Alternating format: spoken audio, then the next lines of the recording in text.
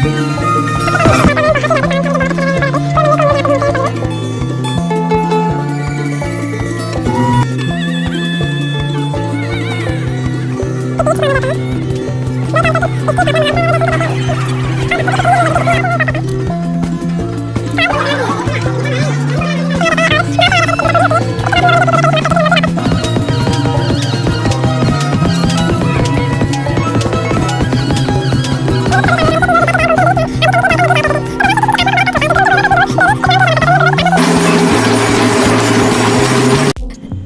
Everyone, welcome back to my channel. तो आज है हमारे उज्जैन महाकाल का दूसरा दिन। तो सबको जय श्री महाकाल। तो सुबह सुबह हम लोग उठ चुके हैं, नहा धो के रेडी होकर यहाँ बाहर नाश्ते के लिए आ गए।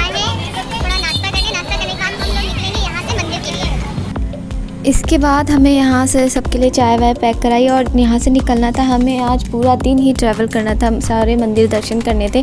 भर्तरी गुफा, काल भैरव मंदिर, सांदीपनी आश्रम जहाँ मंगल पूजा होती है, सारे पिंड की पूजा की जाती है, हर तरह के ग्रहों की पूजा की जाती है, वहाँ हमें जाना था। आज उस वीडियो में आप सबको वही सब देखने को मिलेगा। Welcome back to my channel. तो आज है हमारे महाकाल का दूसरा दिन। तो हम लोग सबसे पहले आए हैं भर्तरी गुफा, यहाँ पे घूमने। धूप बहुत तेज है तो अभी भर्तरी गुफा घूमने जा रहे हैं। अंदर चल के देखते हैं कैसा है, आप लोगों को भी दर्शन कराते हैं हमारे साथ साथ। मम्मी, आंटी, मामी सब लोग चल रहे हैं। कृष्णा, चलिए चलते हैं अंदर। यहाँ हम सभी लोग अपनी चप्पल वगैरह उतार के यहाँ स्टैंड में रख के फिर हम लोग अंदर एंट्री करते हैं।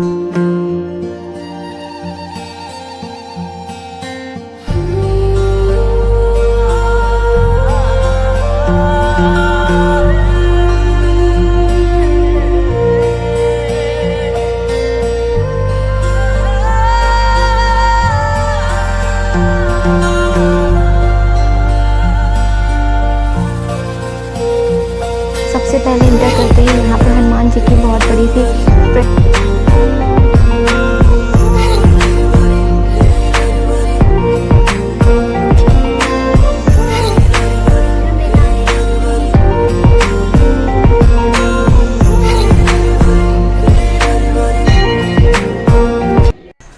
फिर हम लोग अंदर गुफा नंबर 1 में जाते हैं। तो सामने बहुत बड़ी सी काली माता की प्रतिमा लगी हुई है, जहाँ पे जोत जल रही थी। मंदिर में बहुत ही शांत वातावरण था जो बहुत ही अच्छा लग रहा था।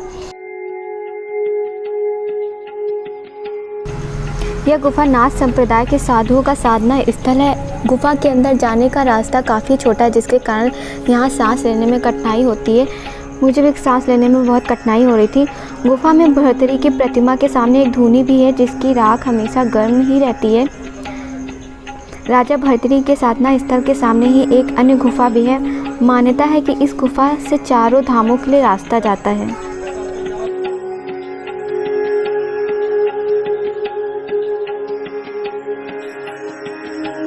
विक्रमादित्य के पिता महाराज गंधर्व सेन थे। इनकी 2 पत्नियां थीं। एक पत्नी के पुत्र विक्रमादित्य और दूसरी पत्नी के पुत्र थे भर्तरी। गंधर्व सेना के बाद उज्जैन का राजपाट भर्तरी को ही प्राप्त हुआ, क्योंकि भर्तरी विक्रमादित्य के बड़े पुत्र थे।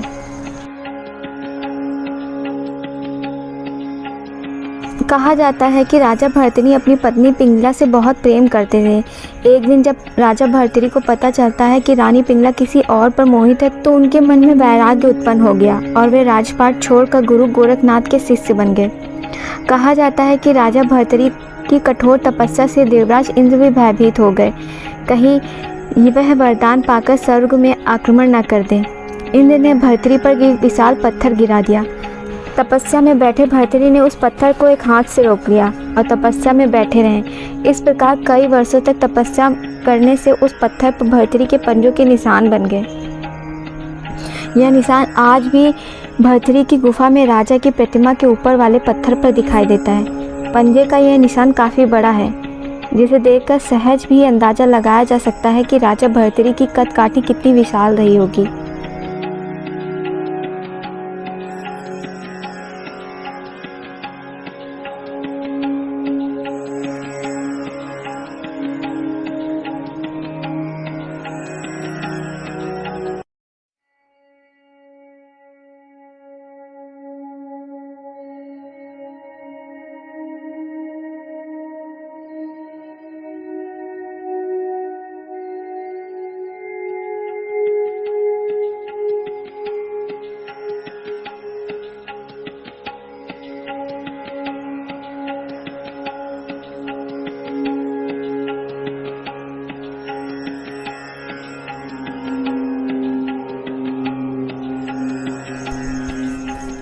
गुफ़ा से यहाँ हम लोग बाहर निकलते हैं तो सामने बहुत ही बड़ा यहाँ पर मंदिर रहता है और जिन साधुओं ने यहाँ पर साधना की थी उनकी प्रतिमाएं लगी हुई हैं, उनके चरण पादुकाएं यहाँ पर लगी हुई हैं, स्थापित हैं और सबके बारे में यहाँ पे सब लिखा हुआ है।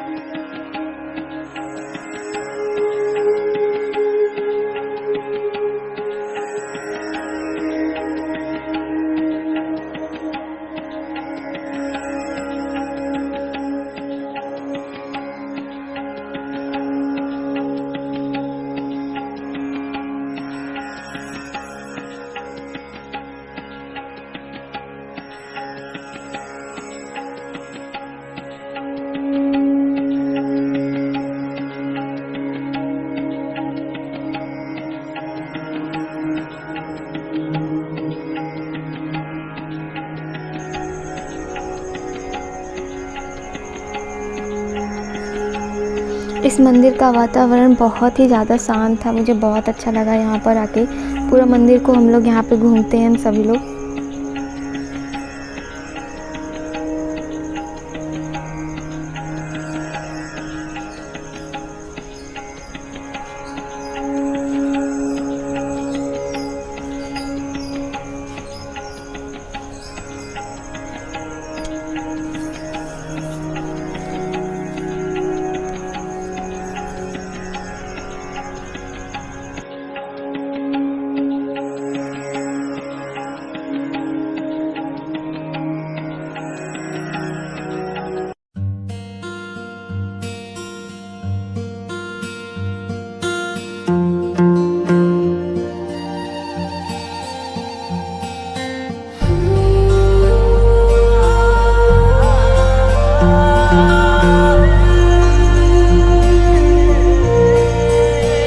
फिर हम बाहर निकलते हैं और बाहर यहाँ पे बहुत सबसे अच्छा मुझे मंदिर का ये लगता है, यहाँ पे गायों की बहुत सेवा होती है, इनका चारा रखा हुआ था और मुझे गायें कितनी पसंद है। फिर मैंने इनसे थोड़ा प्यार किया, लाड किया। सारी गैया यहाँ पे बहुत आराम से इतने अच्छे से बैठे थे, सब आराम से खा पी रही थी। इतनी अच्छी यहाँ पे इनकी सेवा होती है, देखकर मुझे बहुत ज़्यादा यहाँ खुशी हुई गैयाओं को देख के। मुझे यहाँ मेरे हर गैया में मेरे गन्नू मन्नू नज़र आ रहे थे।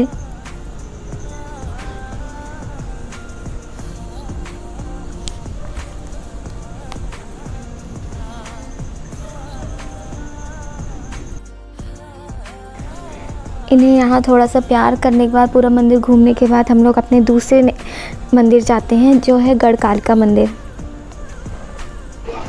यहाँ पे दर्शन करके बहुत अच्छा लगा। अब हम लोग जा रहे हैं दूसरे मंदिर। सबसे अच्छा तो मुझे मेरी गैया बहुत प्यारी हैं, उनसे प्यार करके बहुत अच्छा लगा। अब दूसरे मंदिर जा रहे हैं।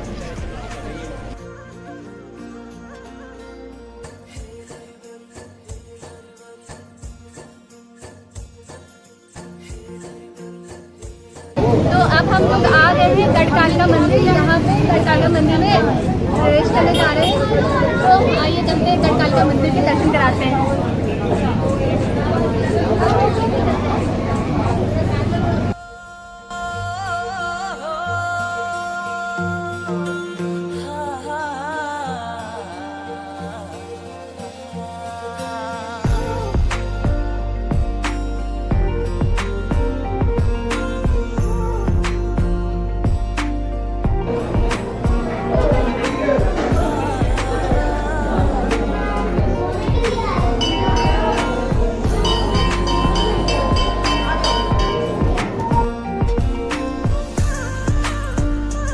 हम लोग गढ़कालिका मंदिर में आते हैं, दर्शन करते हैं, बहुत ही अच्छा लगता है। गढ़कालिका मंदिर की कहानी यह है कि वैसे तो गढ़कालिका मंदिर की पुराणों में उल्लेख मिलता है कि उज्जैन में क्षिप्रा नदी के तट के पास स्थित भैरव पर्वत में माँ भगवती सती के ओष्ठ गिरे थे यहाँ पे, इसलिए गढ़कालिका मंदिर बहुत ही यहाँ का प्रसिद्ध मंदिर है। ये एक शक्तिपीठ माना जाता है। गढ़कालिका के मंदिर में माँ कालिका के दर्शन के लिए रोज़ हज़ारों भक्तों की भीड़ जुटती है। जब मैं गई थी यहाँ पे बहुत ज़्यादा भीड़ थी। इसकी स्थापना महाभारत काल में हुई थी, लेकिन मूर्ति सतयुग के काल की है। कालजयी कवि कालिदास गढ़ कालिका देवी के उपासक थे। कालिदास के संबंध में मानता है कि जब से वे इस मंदिर में पूजा अर्चना करने लगे, तब से उनके प्रतिभाशाली व्यक्तित्व का निर्माण होने लगा। कालिदास रचित श्यामल दंडक महाकाली स्तोत्र एक सुंदर रचना है। ऐसा कहा जाता है कि महाकवि के मुख से पहले यही स्तोत्र प्रकट हुआ था। यहाँ प्रत्येक वर्ष कालिदास समारोह के आयोजन के पूर्व माँ कालिका की आराधना की जाती है। जय माँ गढ़ कालिका। इसके बाद हम लोग जल्दी से महागढ़ कालिका मंदिर के दर्शन करने के बाद हम लोग आ जाते हैं काल भैरव मंदिर। अब हम लोग आए हैं काल भैरव मंदिर। काल भैरव मंदिर के दर्शन करने। तो शायद अब वहाँ कैसे क्या दर्शन करते हैं, चलिए आपको काल भैरव मंदिर घुमाते हैं।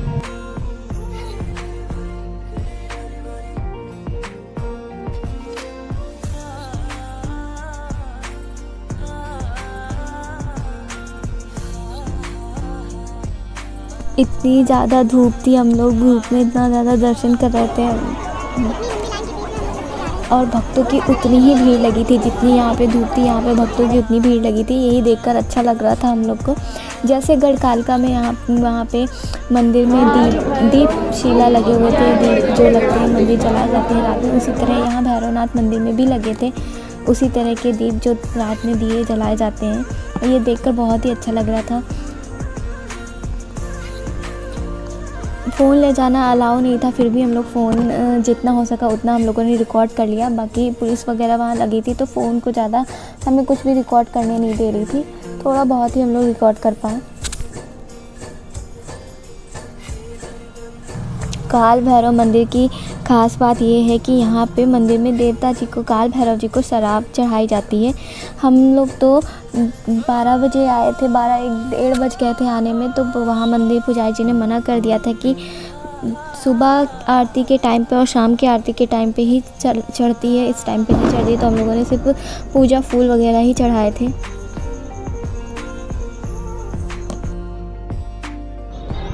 तो अभी हम लोग आ गए हैं सिद्धवट माता मंदिर। यहाँ से किसने लगाया था भैया पेड़? माँ पार्वती ने यहाँ पे पेड़ लगाया था। तो चलिए अब हम सिद्धवट माता मंदिर के दर्शन करते हैं। फिर हम लोग आ गए हैं यहाँ पर सिद्धवट मंदिर। ये मंदिर बहुत ज़्यादा है, यहाँ का प्रचलित मंदिर है। यहाँ पर हर तरह की पूजा की जाती है, पितरों की पूजा की जाती है, काप शब्द दोष की पूजा की जाती है, ग्रहों की शांति की पूजा की जाती है। तो हमें भी अपनी पूजा करानी थी, हम 2 लोग थे जिनको पूजा करानी थी, तो यहाँ पर आए। ये भी सिप्रा नदी की तट पे ही यह मंदिर है। पंडित जी से बात किया और हम लोग को, मेरी भी पूजा की तैयारी हो गई थी बात करने के बाद में। यहाँ हमारी पूजा शुरू हो गई थी, पंडित जी पूजा कराने जा रहे थे। सारी तैयारी यहाँ पहले से ही रहती है। मंगल पूजा करानी थी हमें और काल सप्तोष की पूजा करानी थी, जो पंडित जी ने बताया था, तो वही पूजा कराने के लिए हम लोग यहाँ पे बैठ जाते हैं। इस स्थान की सबसे महत्वपूर्ण बात यह है कि यहाँ 3 तरह की सिद्धि होती है, संपत्ति, संतति और सद्धति। तीनों की प्राप्ति के लिए यहाँ पूजन किया जाता है। सद्धति अर्थात पितरों के लिए अनुष्ठान किया जाता है, संपत्ति अर्थात लक्ष्मी कार्य के लिए वृक्ष पर रक्षा सूत्र बांधा जाता है, और संतति अर्थात पुत्र की प्राप्ति के लिए स्वास्तिक बनाया जाता है। यहाँ जो वृक्ष है वह 3 प्रकार की सिद्धियाँ देता है, इसलिए इसे सिद्धवट मंदिर कहा जाता है। यहाँ पर काल सर्प शांति का विशेष महत्व है, इसलिए काल सर्प दोष की भी पूजा होती है। यहाँ पंडित जी हमारी पूजा करा रहे थे और हमें समझा रहे थे। इन पंडित जी ने बहुत ही अच्छी तरीके से हम लोग की पूजा कराई थी। हमारे हाथ में 5 तिल होते हैं। ये जो होता है देव कार्य के लिए होता है, ये पितरों के लिए होता है, और यहाँ से ऋषि मुनियों को जल नहीं आता, और यहाँ से हम स्वयं जल पीते हैं, और बीच में ब्रह्म तिल होता है। तो अपना पूजन कीर्तन यहाँ पर कौन चल रहा है? देव कार्य। तो आपको जो भी सामग्री छोड़ने का बोला जाए ऐसे छोड़िए, ठीक है। फिर हाथ जोड़िएगा, रखेबल कीजिएगा। मैं यहाँ पर जिन देवी देवताओं का नाम लेता हूँ, नमः शब्द का उच्चारण करते हुए आपको उनको प्रणाम करना है। शिप्रा महारानी सभी को प्रणाम कीजिएगा। मिष्ठान देवताभ्यो नमः। यदि आपके घर में कोई मंदिर पूजा कम से कम 3 घंटे तक चली थी हमारी यहाँ पर। मैं तो बैठे बैठे थक गई थी। फिर हमें यहाँ पे मंगल पूजा करानी थी, तो मंगल के लिए हमें मंगलनाथ मंदिर जाना था। तो ये पंडित जी हमें अपनी गाड़ी से मंगलनाथ मंदिर के लिए ले जा रहे थे। तो हम लोग को वहाँ जाके अपनी मंगल शांति के लिए पूजा करनी थी। जिन पे मंगल दोष है या मंगल शांति के लिए पूजा करनी होती है, वो उसी मंगलनाथ मंदिर में जाते हैं, जो कि यहाँ का सबसे पुराना और सबसे फेमस मंदिर है। हर कोई यहाँ पर पूजा कराने के लिए आता है। हम जैसे ही मंदिर में जा रहे थे, इंटर कर रहे थे, यहाँ पे भी उसी तरह से सारी गायों और कृष्ण भगवान की प्रतिमाएं बनी हुई थी। सब गायों की बहुत अच्छी से सेवा की जा रही थी। ये देखकर मुझे इतना अच्छा लग रहा था, मन को बहुत खुशी मिल रही थी।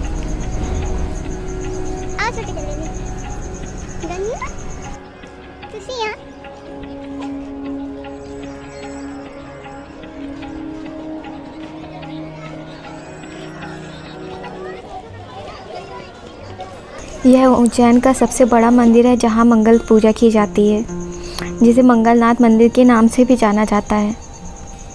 फिर हम यहाँ पर बहुत सारे लोग थे, बहुत भीड़ थी, जो इस शिव जी के शिवलिंग के पास जाकर यहाँ पर पूजा हो रही थी। इसी शिव जी पर प्रसाद चढ़ाया जाता है और भात चढ़ाया जाता है, जिससे पूजा पूरी होती है। इसके बाद हम लोगों ने भी अपनी पूजा करी, समाप्त करके फिर हम लोग भी वापस जल्दी से हमें मंदिर पहुंचना था। फिर वहां पहुंचे।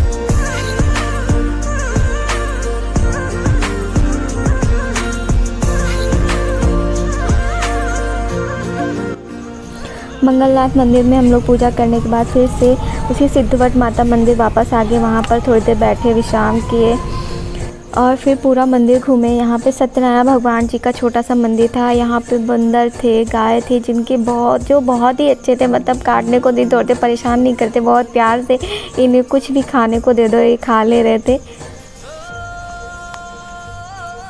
यहाँ सत्यनारायण जी का मंदिर था। हम अंदर गए और सत्यनारायण जी के भी दर्शन किए।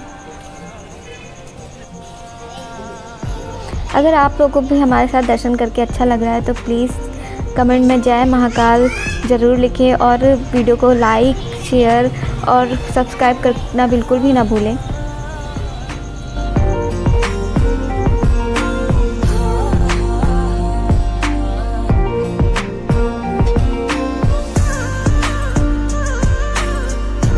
मुझे तो सभी जानवरों से प्यार करना बहुत अच्छा लगता है।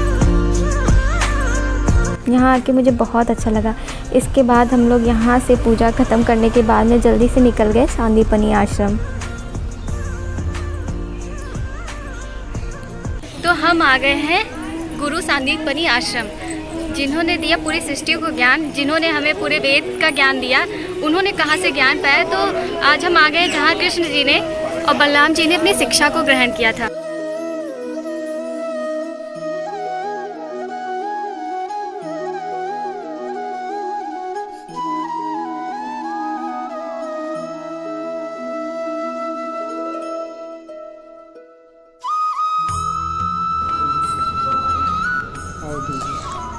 सांदीपनी द्वापर युग के ऋषि थे।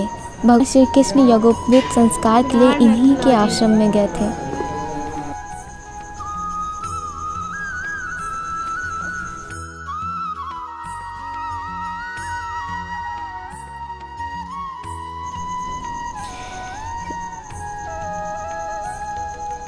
सांदीपनी आश्रम इसलिए प्रसिद्ध है क्योंकि यहाँ श्री कृष्ण, बलराम और उनके मित्र सुदामा यहाँ इसी आश्रम में महर्षि सांदीपनी से वेदों और शास्त्रों का ज्ञान लिया था।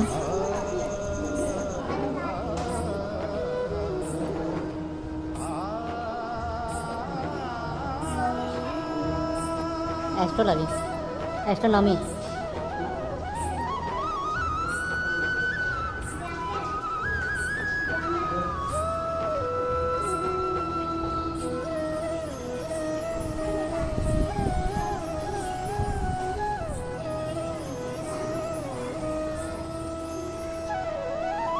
टेक्निक्स।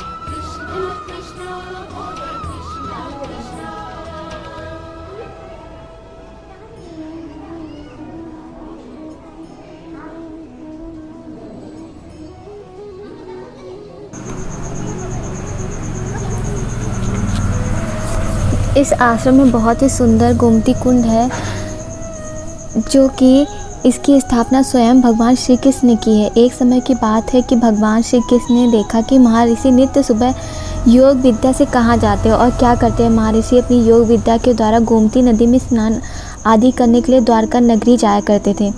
तो भगवान श्री कृष्ण की आत्मा को बड़ा कष्ट होता है कि उनके गुरुवर को इतनी दूर डेली स्नान के लिए जाना पड़ता है। तो उन्होंने गुरुवर से प्रार्थना की कि हे महाराज, आप इतनी दूर स्नान करने क्यों जाते हैं। तो गुरुवर ने उत्तर दिया कि जब मैं बालक था तो तभी से गोमती नदी के तट पे बड़ा हुआ हूँ और उन्हीं के आशीर्वाद से मुझे अभीष्ट सिद्धि प्राप्त हुई है। तभी से मेरा ये नियम है कि प्रातःकाल गोमती मैया के जल से ही मैं स्नान करूँ। भगवान श्री कृष्ण ने कहा कि महात्मा, आप इतनी दूर स्नान करने के लिए जाते हैं,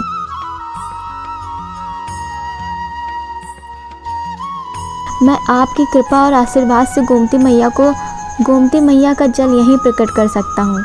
लेकिन गुरु सांदीपनी जी को यह विश्वास नहीं था कि यह 11 वर्षीय बालक गोमती मैया का जल यहाँ कैसे प्रकट कर सकता है। भगवान श्री कृष्ण ने गुरु सांदीपनी व्यास जी से आग्रह कि महाराज, आप कल प्रातःकाल गोमती में स्नान आदि कार्यों के लिए पधारें और वहाँ पर अपने कमंडल और खड़ाऊ पादिका वहीं घाट पर छोड़ कर आइएगा। गुरु सांदीपनी व्यास जी ने ऐसा ही किया। स्नान करने के बाद अपने कमंडल और खड़ाऊ को वहीं छोड़कर वापस अपने गुरुकुल में पधार गए। भगवान श्री कृष्ण प्रतीक्षा ही कर रहे थे। गुरुदेव को देखकर उन्होंने प्रसन्नतापूर्वक अपने गुरु को प्रणाम किया और आशीर्वाद पाकर उन्होंने अपना धनुष उठाया और मस्तक पर लगाकर गोमती मैया का आह्वान। उन्होंने उस बाण को धरती पर इतनी तीव्र गति से मारा कि बाण सीधा पाताल लोक तक चला गया और वहाँ पर जहाँ बाण मारा गया था वहाँ एक बहुत बड़ा गड्ढा बन गया, जिसने गाय के मुख का रूप ले लिया और उसके मुख से जल की धारा प्रवाहित होने लगी। देखते ही देखते वहाँ पर एक बहुत बड़ा जलाशय बन गया, जिसे गोमती कुंड का नाम दिया गया। महर्षि संदीपनी ने जब नीचे की ओर जाकर देखा तो महर्षि जो अपने कमंडल और खड़ाऊ गोमती नदी के तट पर छोड़कर आए थे, उन्हें इस गोमती कुंड से प्राप्त हुए। तभी से गुरु सांदीपनी को यह विश्वास हो गया कि यह गोमती गंगा का ही पवित्र जल है और मन ही मन उन्होंने भगवान भोलेनाथ भगवान को प्रणाम किया और भगवान श्री कृष्ण ने मन ही मन आशीर्वाद प्रदान किया। तभी से लेकर आज तक विद्यमान है। इसके पश्चात उस गोमती कुंड में गुरु सांदीपनी व्यास जी और भगवान श्री कृष्ण साथियों के साथ ध्यान करते थे। इसी स्थान पर भगवान श्री कृष्ण के चरणों के निशान शिला के ऊपर स्वतः ही अंकित हो गए। तभी से लेकर आज तक वह शिला आज भी उस गोमती कुंड में विद्यमान है।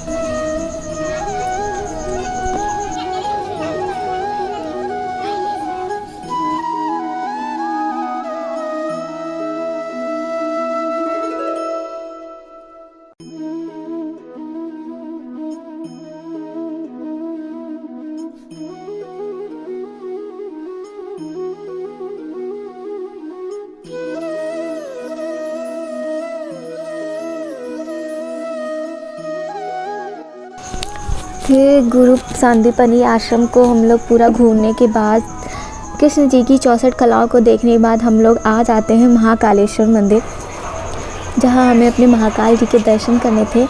और हमें दर्शन इतने अच्छे से मिलते हैं कि हम लोगों ने रात में शयन आरती को भी अटेंड किया। शयन आरती इतनी अच्छी थी कि रात उसको देखने के बाद पूरे दिन की थकान ख़त्म हो गई। तो आइए आप सब भी हमारे साथ कीजिए महाकालेश्वर बाबा महाकाल के दर्शन।